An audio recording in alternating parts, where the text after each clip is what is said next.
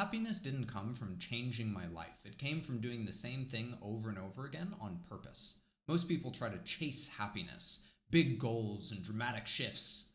But I found peace in repetition, devotion, and the quiet power of saying no.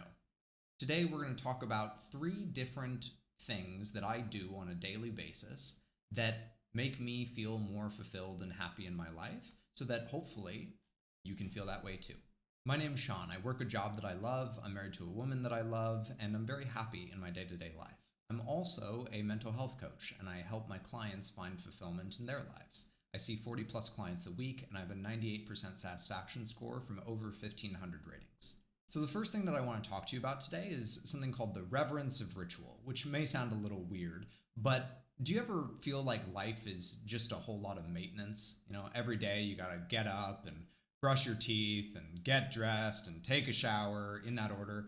You have to eat and feed yourself and go to your job and go to sleep, and it's just a whole bunch of maintenance that you have to do over and over and over again. It's like, why bother?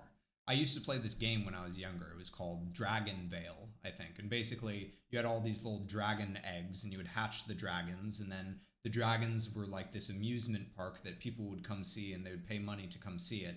But then you would only use the money to reinvest in the park, which begged the question, why do you need the park in the first place? Like, if every day I have to get up and do my job to make money to live my life so that I can just get up and do my job, then like, what's the point of all of it? And that is where the Reverence of Ritual comes in. Because ritual makes every part of the process something special, something that is worth doing. So let me give you an example. When I was younger, I had a really hard time getting myself to exercise. And I knew all of the factually correct information. I knew that it was good for me and it was the right thing to do. And yet I just couldn't get myself to exercise until I started to introduce ritual into my exercise routine. So the rolling out of the mat, the putting on of my gym clothes, the arranging of the weights. When I started to imbue all of that with meaning and to make it a routine and ritual that actually helped to ground me in my day-to-day life. So instead of life feeling like a tornado that's just tossing you around everywhere, there are these little rituals that you have that sort of put your feet on the ground. And since starting to do that, I've gotten much more consistent in my workouts. So this is my workout history. And as you can see, all those closed rings for a long, long time. And it keeps going all the way to present. See, the problem with something like working out is that it is very results oriented oftentimes. So it is to lose weight or it is to look a certain way. But while you're doing it, you are literally putting your body through strain on purpose. It sucks, and so no one wants to do it.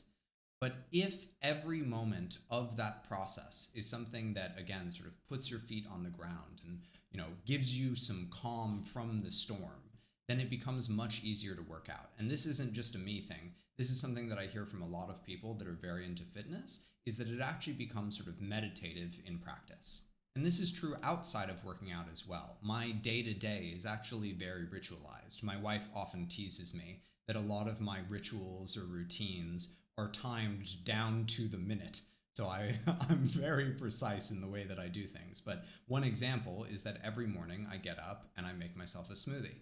And I love the ritual of making that smoothie.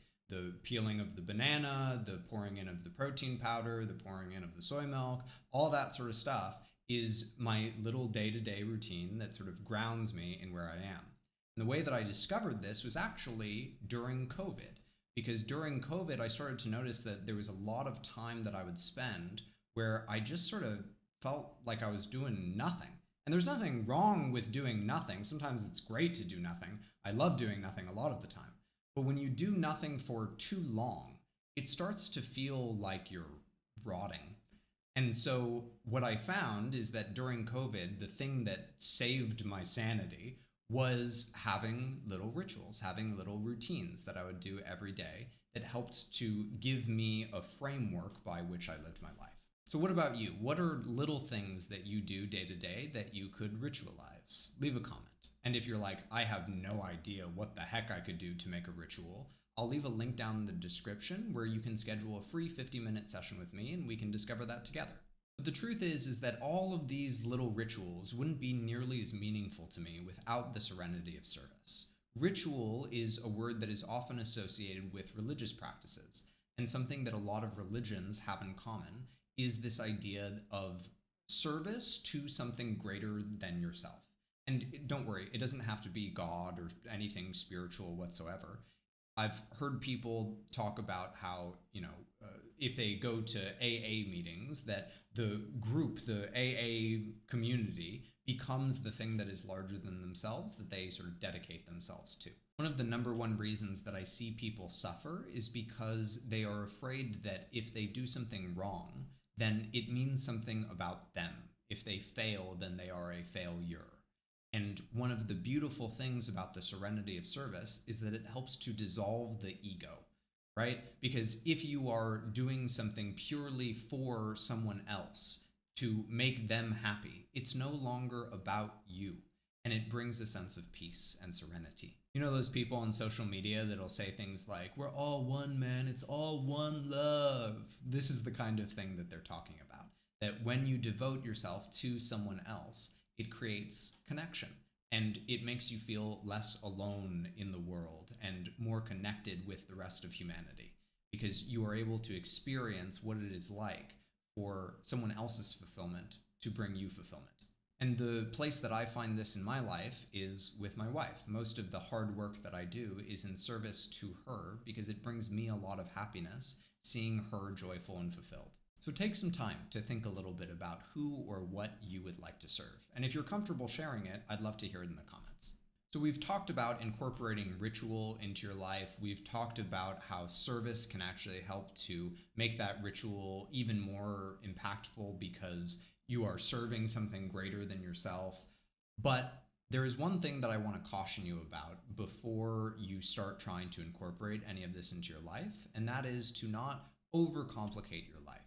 So earlier I was talking about the dangers of ego and how much suffering ego can cause.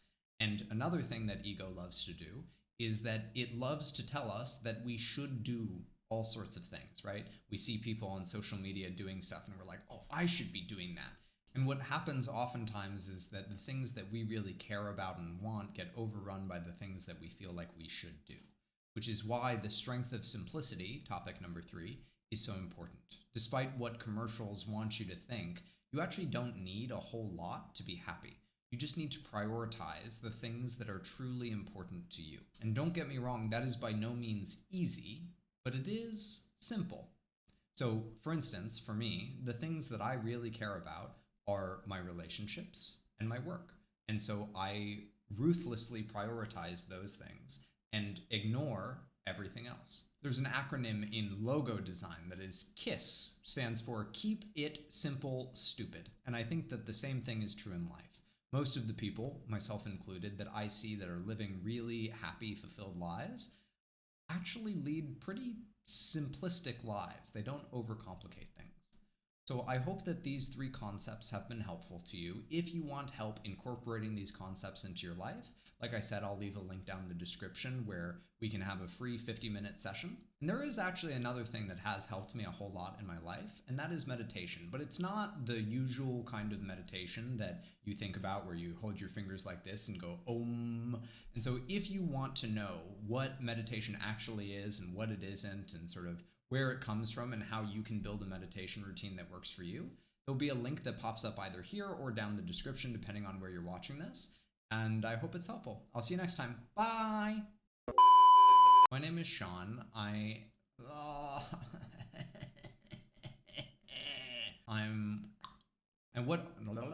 name is Sean. No.